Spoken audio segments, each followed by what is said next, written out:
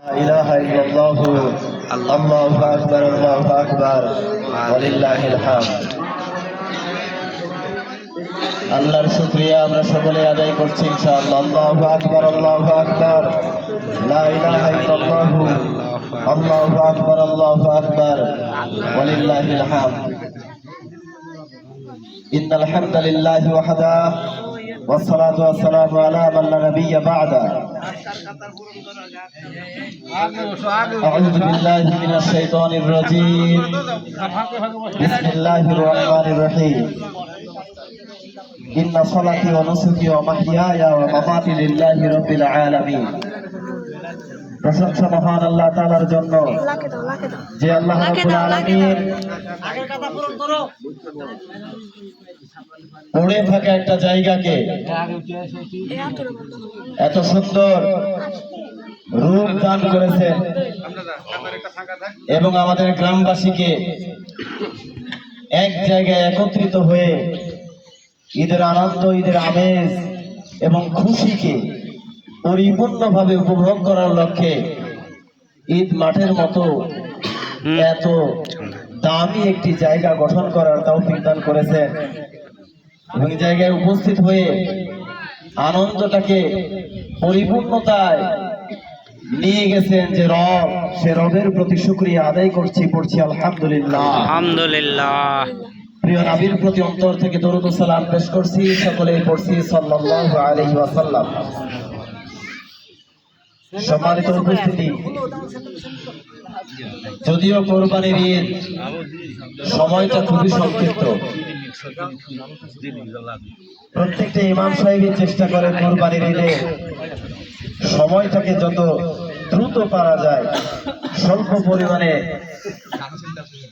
সারিয়ে নিয়ে কোরবানির মতো মহৎ উদ্দেশ্যকে পালন করিয়ে ত্যাগ এবং তিতিক্ষার বিনিময়ে নিজের আত্মশুদ্ধি লাভ করাকেই মূল উদ্দেশ্যে রাখা।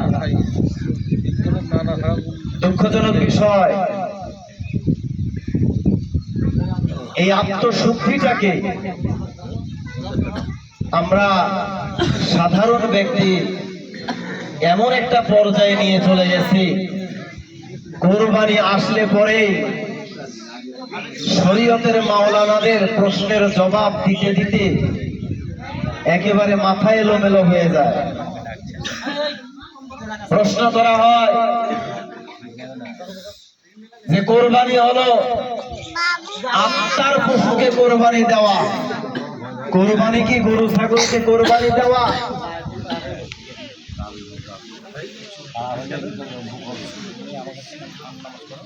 না বোঝার কারণে, জ্ঞানের স্বল্পতার কারণে অনেকেই বিভিন্ন ধরনের একটা বিষয়কে বিভিন্ন পর্যায়ে নিয়ে চলে যায়।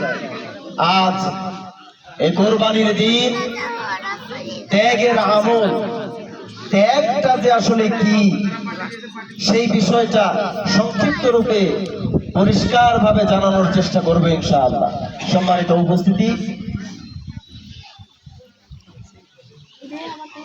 কোরবানি করতে হবে নিজের আত্মাকে, কোরবানি করতে হবে নিজের আত্মার পশুত্বকে, কোরবানি করতে হবে নিজের আকাঙ্ক্ষাকে, নিজের অনুভূতিকে, নিজের নফসকে, নিজের ভালোবাসার বস্তুটাকে। তবে হ্যাঁ, এই ভালোবাসার বস্তুটা বা কোরবানি নফসকে যে কোরবানি করতে হবে সেই বিষয়টা পশু কোরবানি না করার মাধ্যমে অনেকেই আমরা করে থাকি। না, এখানে তো পশু কোরবানির কথা আসে নাই। কে বলেছে পশু কোরবানির কথা আসে নাই? রব্বে করিম কোরআনুল কারীমের মধ্যে ঘোষণা করেছেন লা ইয়ানালাল্লাহু লুহুমুহা। এই আয়াতের মাধ্যমে আল্লাহ বোঝাচ্ছেন পশুকে কোরবানি করতে হবে। রাসূলুল্লাহ সাল্লাল্লাহু আলাইহি ওয়াসাল্লাম নিজে পশু কোরবানি দিয়েছেন, সাহাবায়ে কেরাম পশু কোরবানি দিয়েছেন, আউলিয়ায়ে কেরাম পশু কোরবানি দিয়েছেন, পৃথিবীর ওলামায়ে কেরাম পশু কোরবানি দিচ্ছেন। মূলত সকলেই আমরা জানি নামাজ শব্দের অর্থ হলো স্মরণ করা, নামাজের এক অর্থ হলো স্মরণ করা। কিন্তু কোন ব্যক্তি যদি নামাজ